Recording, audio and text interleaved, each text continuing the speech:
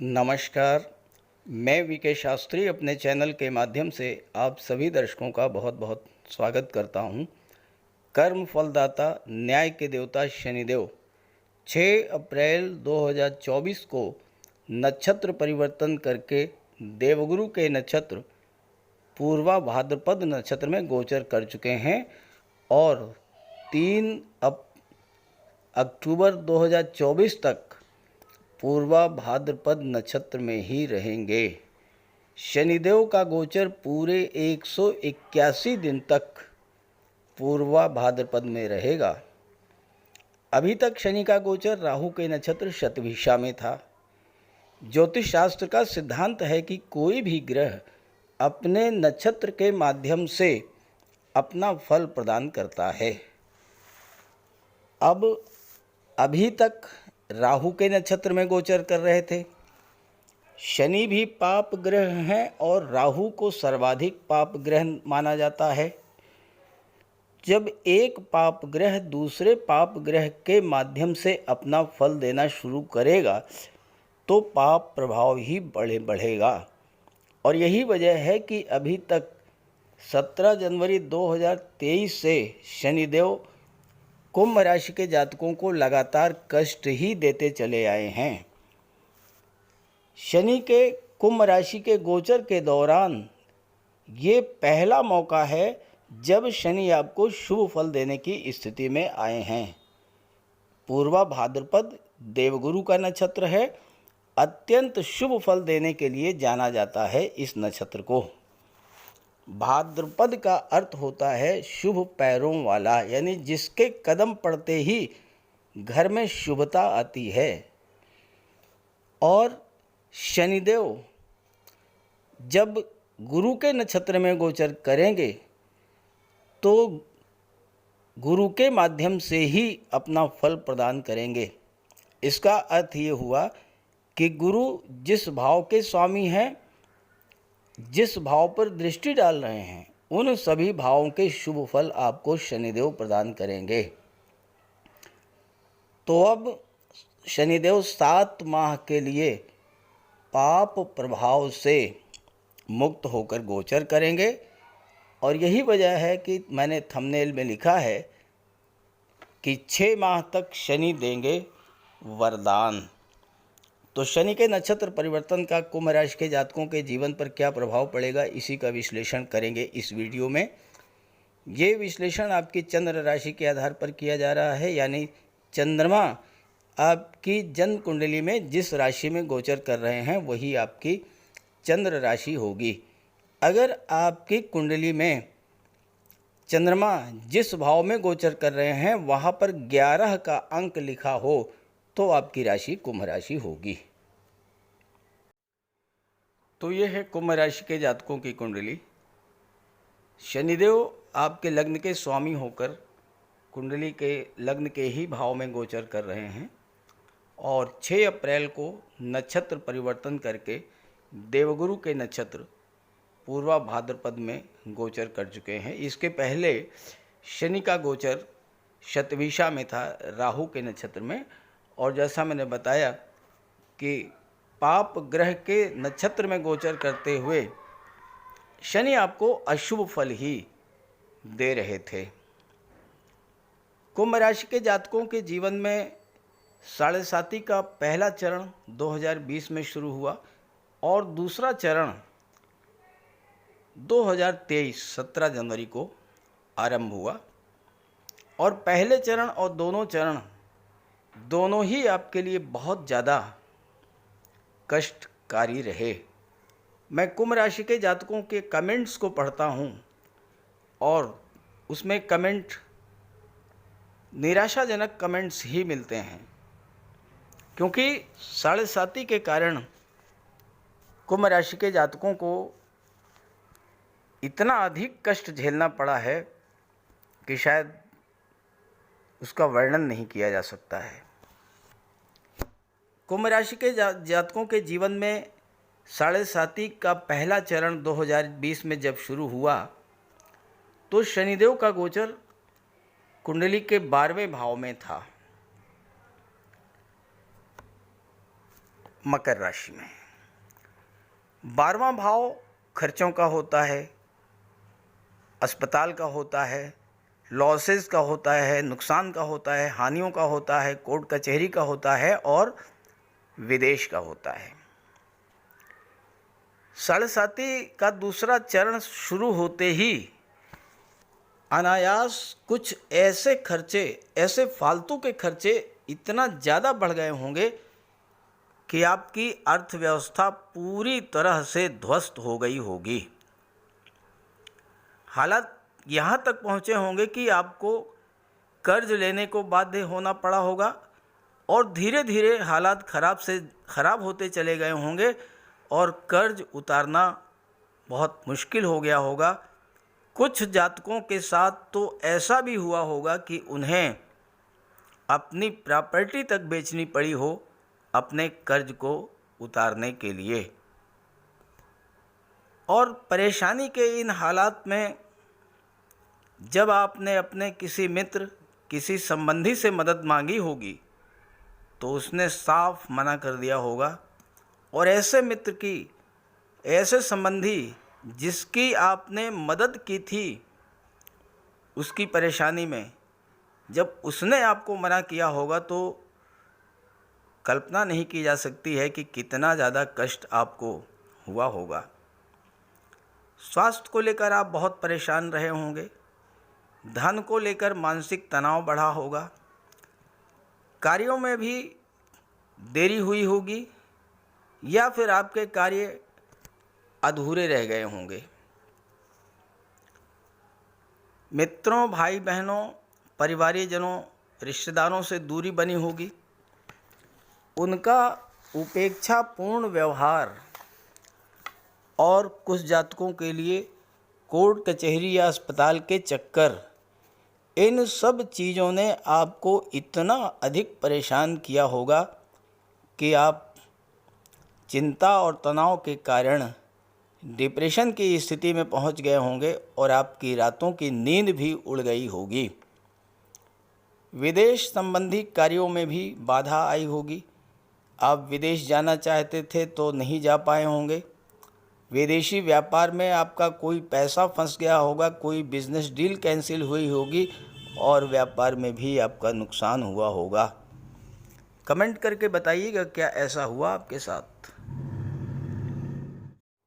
17 जनवरी 2023 को जब शनिदेव राशि परिवर्तन करके आपके लग्न भाव में आए तो आपके जीवन में साढ़े साती का दूसरा चरण शुरू हुआ। पिछले 2.5 वर्ष के संघर्षों, परेशानियों, कष्टों से आपने बहुत कुछ सीखा भी होगा। अपने परायों की आपको पहचान भी हो गई होगी। जब दूसरा चरण शुरू हुआ तो खर्चों में तो कमी आई होगी, स्वास्थ्य में भी कुछ सुधार देखने को मिला होगा। विदेश जाने के सपने भी आपके धीरे धीरे पूरे होने लगे होंगे। लेकिन जो सबसे बड़ा नकारात्मक प्रभाव पड़ा वो आपके व्यापार, कारोबार और नौकरी पर पड़ा, क्योंकि लग्न में गोचर करते हुए शनि की दृष्टि सप्तम भाव पर पड़ी जो कि आपके व्यापार का होता है। शनि की दृष्टि दशम भाव पर पड़ी जो आपके कैरियर और प्रोफेशन का होता है और शनि की तीसरी दृष्टि तीसरे भाव पर पड़ी जो कि आपके पराक्रम पुरुषार्थ का होता है। तो आपका व्यापार, नौकरी, कैरियर हर दृष्टि से दूसरा चरण आपके लिए बहुत ख़राब हुआ। कुछ लोगों के साथ ऐसा भी हुआ होगा कि लगी लगाई नौकरी छूट गई होगी और फिर दूसरी नौकरी नहीं मिली होगी। ख़ास करके उन जातकों के लिए विशेष तौर पर जिनके जीवन में केतु की महादशा या अंतर्दशा गतिमान थी, उनके साथ ज़रूर ऐसा कुछ हुआ होगा। साढ़े साती के दुष्प्रभाव के कारण व्यापार व्यवसाय में घाटा और हो सकता है कि आपको अपने बिजनेस पार्टनर के द्वारा धोखाधड़ी की गई हो, चीटिंग की गई हो आपका पैसा डूब गया हो। बिजनेस पार्टनर के द्वारा धोखा दिया जाना, कपट, छल, फरेब और आपको क्षति पहुंचाने का प्रयास किया होगा। और हो सकता है कि आप किसी एडिक्शन, किसी गलत लत के, खराब संगति के शिकार भी हुए होंगे, खास करके उन जातकों के लिए जिनके जीवन में राहु की महादशा या अंतर्दशा गतिमान थी। दूसरे चरण में शरीर में आलस्य, थकान, काम में मन न लगना, काम को कल पर टालने की प्रवृत्ति का बढ़ते जाना, ये सब हुआ होगा। यात्राएं आपने की होंगी और वो यात्राएं आपके लिए कष्टकारी भी रही होंगी और यात्राओं में आपको नुकसान हुआ होगा। भाई बहनों से भी संबंध आपके ख़राब हुए होंगे और आपके सगे जो थे वो आपसे दूर होते चले गए होंगे। खराब स्वास्थ्य, स्वभाव में चिड़चिड़ापन, बात बात पर क्रोध आना, मानसिक अशांति का बढ़ जाना, ये सब आपके साथ हुआ होगा। दाम्पत्य जीवन भी आपका अच्छा नहीं गुजरा होगा और विवाह में भी बाधा आई होगी। ये सब परेशानियां आप पिछले 15 माह से लगातार झेल रहे हैं। तो कमेंट करके ज़रूर बताइएगा जो मैं बता रहा हूँ ऐसा ही हुआ है या नहीं। 6 अप्रैल को शनिदेव नक्षत्र परिवर्तन करके देवगुरु के नक्षत्र में आ चुके हैं और अब आपको देवगुरु के माध्यम से अपना फल प्रदान करेंगे। अभी तक शतिभिषा में गोचर था, राहु के माध्यम से अपना फल दे रहे थे, जिस वजह से आपको लगातार कष्ट मिल रहा था। एक सर्वाधिक पाप ग्रह के नक्षत्र से निकलकर शनिदेव जब सर्वाधिक शुभ ग्रह के नक्षत्र में गोचर करेंगे तो सर्वथा शुभ फल ही आपको मिलेगा। और अभी तक आपके जीवन में जो खराब हालात चल रहे थे उनमें अचानक से एक बहुत बड़ा परिवर्तन देखने को मिलेगा।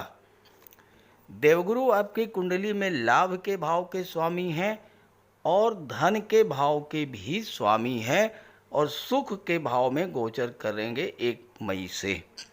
तो आपको लाभ के भाव और धन के भाव दोनों ही भाव का पूरा सुख, पूरा शुभ फल प्राप्त होगा। तो आइए समझते हैं कि किस तरह का परिवर्तन होगा और किस तरह का शुभ फल आपको मिलने जा रहा है। शनिदेव आपके लग्न भाव में शश राजयोग बना रहे हैं और अभी तक शश महापुरुष राजयोग का लाभ आपको नहीं मिल रहा था, अब वो लाभ आपको मिलना शुरू हो जाएगा। लग्न भाव आपका व्यक्तित्व होता है, आपका स्वास्थ्य होता है। अगर अभी तक आप स्वास्थ्य संबंधी समस्याओं को लेकर परेशान चल रहे थे तो धीरे धीरे उनमें सुधार आना शुरू होगा। मन में थकान और आलस्य जो था वो दूर होगा। आपके अंदर की नेगेटिविटी समाप्त होगी और आप एक नए उत्साह के साथ आगे बढ़ेंगे। गुरु लाभेश हैं, गुरु धनेश हैं और गुरु धन के कारक हैं। तो अब आपको धन तो मिलेगा ही, धन का संचय भी आप कर पाएंगे, क्योंकि गुरु की शुभ दृष्टि 12वें भाव पर पड़ेगी और 12वें भाव पर गुरु की दृष्टि पड़ने के कारण आपके फालतू खर्चों में कमी आएगी और आपका धन का भंडार धीरे धीरे बढ़ना शुरू होगा।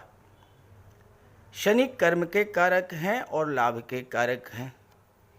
जीवन में कोई बड़ा लक्ष्य लेकर आप आगे बढ़ रहे थे, लेकिन अभी तक उस लक्ष्य को प्राप्त करने के मार्ग में तरह तरह की रुकावटें आ रही थीं, बाधाएं आ रही थीं। तो वो सब बाधाएं समाप्त होंगी और जिस बड़े लक्ष्य को लेकर के आप आगे बढ़ रहे थे, आपका वो लक्ष्य पूरा होगा। जब आप अपने लक्ष्य को प्राप्त कर लेंगे तो धन प्राप्ति के मार्ग स्वतः प्रशस्त हो जाएंगे। देवगुरु धन के भाव के स्वामी होकर के सुख के भाव में, प्रॉपर्टी के भाव में गोचर कर रहे हैं। तो इस समय आप धन तो संचित करेंगे ही, उस धन से कोई ऐसी चीज भी प्राप्त करेंगे जो भविष्य में आपके काम आएगी, जो पीढ़ी दर पीढ़ी आपके और आपकी संतान और उनके भी बच्चों के काम आ सकती है। क्योंकि चौथा भाव प्रॉपर्टी का होता है और गुरु चौथे भाव में है, तो कोई अचल संपत्ति भी आप इस समय खरीद पाएंगे 3 अक्टूबर तक, जो भविष्य में आपके लिए बहुत लाभ देने वाली होगी।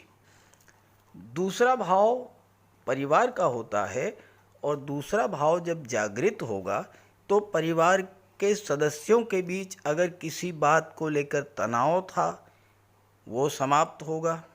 परिवार में कोई धार्मिक या मांगलिक आयोजन भी हो सकता है, जैसे कोई शादी ब्याह है, पूजा पाठ है, बच्चे का जन्मोत्सव है, बच्चे का नामकरण है, या इस तरह का कोई अन्य शुभ कार्य इस समय हो सकता है।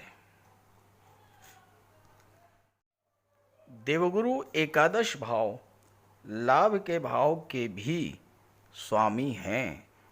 तो शनि जब गुरु के माध्यम से आपको लाभ के भाव, इनकम के भाव को प्रभावित करेंगे, एकादश भाव जागृत होगा, तो आपको इस समय इतना धन लाभ हो सकता है जो आपके द्वारा किए गए कार्यों, आपके द्वारा किए गए परिश्रम से कहीं ज़्यादा प्रतिफल प्राप्त हो। 11वां भाव जागृत होने से आपकी इच्छा पूर्ति होगी और इस समय आपको अपने सोशल सर्किल यानी आपके मित्रों, आपके सहयोगियों का, आपके बड़े भाई का साथ मिलेगा और उनके मदद से आप अपनी इच्छाओं को पूरा भी करेंगे। शनि की दृष्टि 7वें भाव पर और गुरु के माध्यम से जब शनि आपको 7वें भाव का फल देंगे तो सबसे पहला प्रभाव आपके व्यापार व्यवसाय पर पड़ेगा। आपके व्यापार में उन्नति और लाभ के नए नए अवसर मिलेंगे।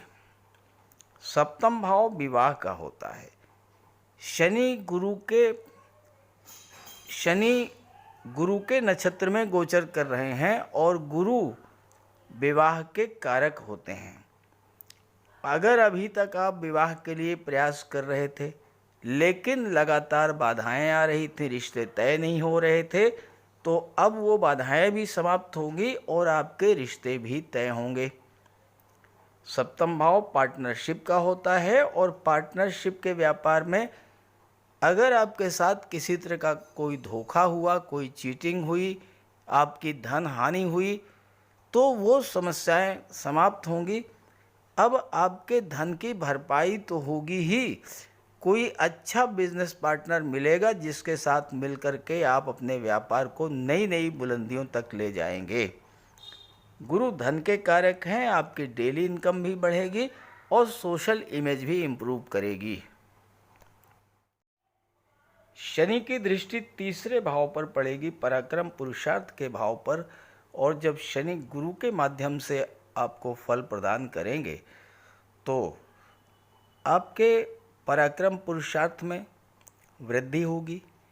3रा भाव जीवन में आने वाले चैलेंजेस का होता है।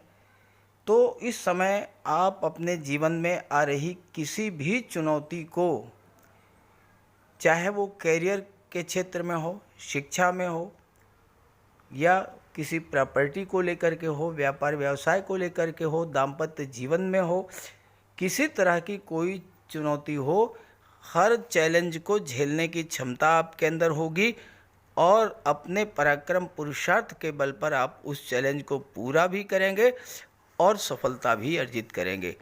भाई बहनों का आपको साथ मिलेगा, यात्राएं लाभकारी होंगी। और तीसरा भाव ऑनलाइन प्लेटफॉर्म का होता है। शनि 12वें भाव विदेश भाव के स्वामी हैं, तो संचार माध्यमों के द्वारा आप विदेशों से जुड़ करके भी लाभ प्राप्त करेंगे। शनि और गुरु के प्रभाव से, शनि 12वें के स्वामी हैं, गुरु की दृष्टि 12वें भाव पर पड़ रही है, तो 12वां भाव जागृत होगा। जब 12वां भाव जागृत होगा तो अगर आपके खर्चे बढ़े हुए थे, नुकसान ज़्यादा हो रहा था, कोर्ट कचहरी का कोई मैटर चल रहा था, इन सब चीज़ों में राहत मिलेगी, खर्चों में कमी आएगी, धन का संचय होगा, नुकसान की भरपाई होगी और आपको लाभ की प्राप्ति होगी। देवगुरु साक्षात भगवान विष्णु के प्रतीक हैं, स्वरूप हैं। और अगर आपको ये लग रहा था कि आप पर ईश्वर की कृपा नहीं है, तो ईश्वर की कृपा दृष्टि आप पर होगी, विदेश संबंधी कार्य आपके पूरे होंगे। और चूंकि गुरु लाभ के स्वामी होकर के 12वें भाव पर दृष्टि डाल रहे हैं, तो जो कोई जातक किसी भी तरह से विदेश से जुड़े हुए थे, उन सभी जातकों को बहुत बड़ा लाभ मिलने जा रहा है इस गोचर काल में। तो 6 अप्रैल से 3 अक्टूबर का गोचर काल आपके लिए विशेष फलदायी है। इस गोचर का लाभ उठाइए। ये वीडियो, ये जानकारी अपने साथियों मित्रों को भी शेयर कीजिए और विशेष लाभ के लिए शनिदेव का उपाय भी करते रहिए। तो बात करते हैं उपायों पर। ज्योतिष शास्त्र में कहा गया है कि शनि जिस पर प्रसन्न होते हैं, यानी जिसका शनि ग्रह मजबूत स्थिति में होता है, तो शनिदेव रंक से राजा बना देते हैं। और शनि अगर कमज़ोर हुए, खराब हुए, तो राजा भी रंक हो जाता है। शनि के मजबूत होने से लोहा, मशीनरी, कारखाने से जुड़े व्यापार में तरक्की होती है, कोर्ट केस में विजय मिलती है, कार्यों में सफलता प्राप्त होती है, सांसारिक समस्याओं से मुक्ति मिलती है। और शनि को न्याय का प्रतीक माना गया है। यदि शनिदेव मजबूत हैं तो आपके साथ अन्याय नहीं होता। जब शनि खराब होते हैं तो बड़े से बड़े कष्ट झेलने पड़ते हैं। तो बात करते हैं शनि के उपायों के बारे में। ऐसा कोई भी कार्य ना करें जो कि शनि को पसंद नहीं है। शनिदेव को इलीगल कार्य पसंद नहीं है। झूठ, फरेब, छल, कपट, धोखाधड़ी, बेईमानी, ये सब शनिदेव को पसंद नहीं है। शनिदेव को परिश्रम, अनुशासन और व्यवस्था पसंद है। तो ऐसे कार्य कीजिए। गरीबों की मदद कीजिए, बुजुर्गों, दिव्यांगों को भोजन दीजिए, वस्त्र का दान कीजिए, किसी ओल्ड एज होम में जाकर के, किसी अनाथालय में जाकर के दान पुण्य का कार्य कीजिए। तो इससे शनि को बल मिलेगा। अगर आपका शनि कमज़ोर है तो आपको कम से कम 19 शनिवार व्रत रखना चाहिए। और इसके साथ साथ शनिवार के दिन एक कटोरी में सरसों का तेल लेकर उसमें अपना चेहरा देखिए और उस तेल को किसी को दान कर दीजिए। इसके अलावा शनिवार के दिन एक पात्र में जल, दूध, चीनी, काला तिल और गंगा जल ये रख लीजिए। इसके बाद पश्चिम दिशा की ओर मुँह करके पीपल के वृक्ष को अर्पित कर दें। इससे भी शनि को बल मिलता है। शनिवार के दिन उड़द से बनी पंजीरी, पकौड़ी, चीला, बड़ा ये सब खाना चाहिए। सरसों के तेल में बने भोज्य पदार्थ ग्रहण करना चाहिए। इससे शनि ग्रह को ताकत मिलती है। केले का भी आप सेवन कर सकते हैं। और शनिवार के दिन कंबल, जूता, चप्पल, लोहा, काले कपड़े और नारियल जटा वाला ये भी आप दान कर सकते हैं। सरसों का तेल का दान कर सकते हैं। और अगर शनि कमज़ोर है तो आपको नीलम धारण करना चाहिए, लेकिन इसके लिए किसी आप योग्य ज्योतिषी की मदद ले लें। तो ये सब उपाय आप करेंगे तो आपको बहुत बड़ा लाभ मिलेगा। नमस्कार।